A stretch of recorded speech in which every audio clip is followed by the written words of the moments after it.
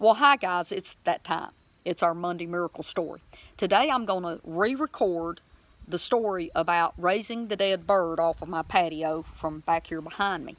Now, I did record this about a year ago, and then I've reposted it maybe 4 or 5 months ago. But today, what I want to do is give you some more details about what really was going on and the dead bird being raised off of my patio. So I want to give you some background. Let's get started with me saying that about 6, 7 years ago, I'm not sure, probably getting close to 7 now, I'd say, I started listening to Andrew Womack. And I got hooked up with him because I had a sick friend who had an autoimmune disease, and the doctors could not figure out what she was dying of. I heard about God Wants You Well, and I listened to his teaching on that. And now look, I did not believe in healing at all, okay? But I personally got healed of 2 different things listening to that series. Once I got healed, I started listening to his audios. Oh, guys, listen, 6, 8 hours a day. Because I knew this man knew something about God that I did not know, and I wanted to know what he knew. He teaches that God is a good God, and he teaches the true character and nature of God, of it being good, that God is nothing but good and not evil. I'm listening to all these teachings and really digging in. And I've told you this, and I'm going to say it again. Your opinion of God is going to determine what you can receive from God. The reason I tell you that is because you're looking at a person that learned that the hard way. I was an atheist for 23 years because of my opinion of God that was created by wrong teaching and what other people told me about God. Andrew teaches you good things about God, okay?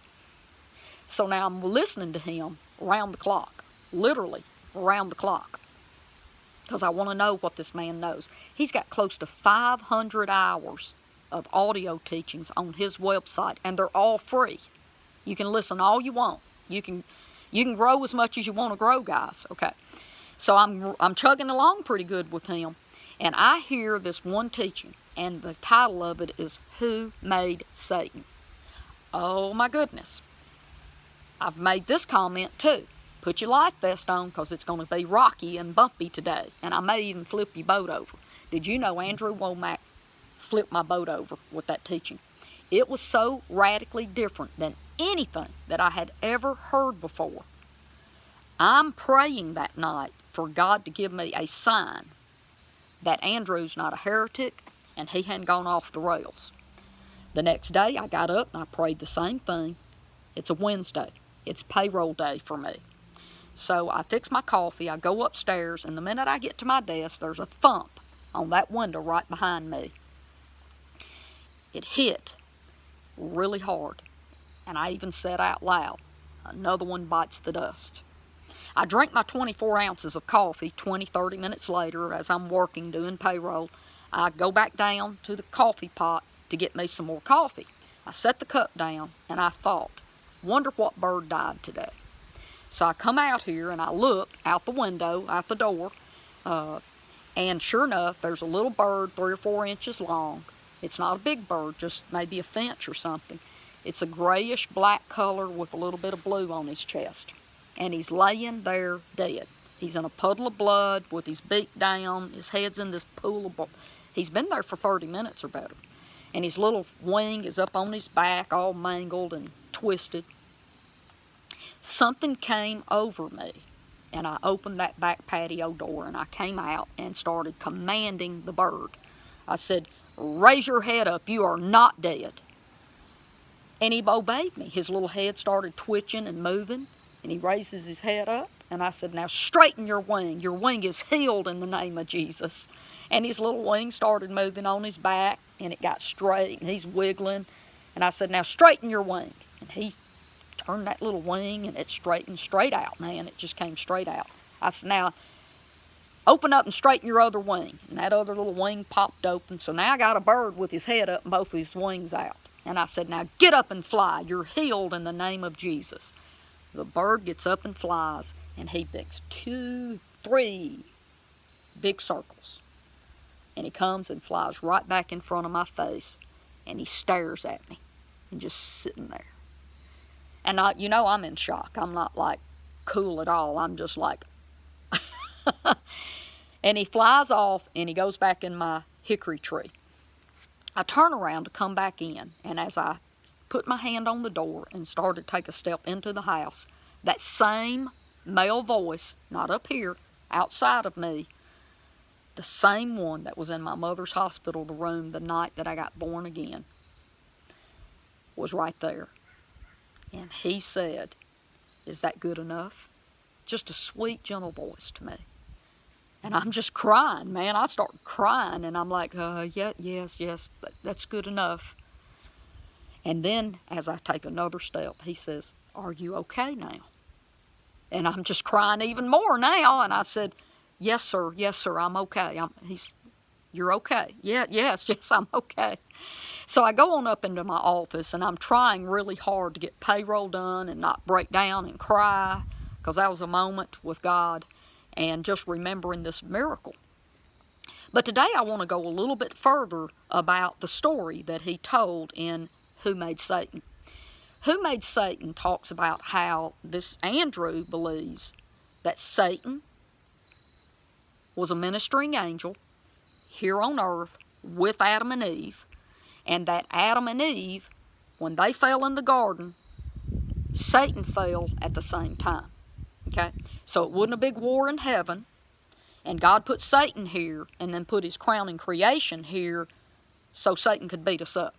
Andrew said that would be like me putting a wild animal in my backyard and putting my little boy back there with him and letting the dog eat my son. He said God's too good to do that, and he don't believe that God set man up to be abused by Satan on the earth.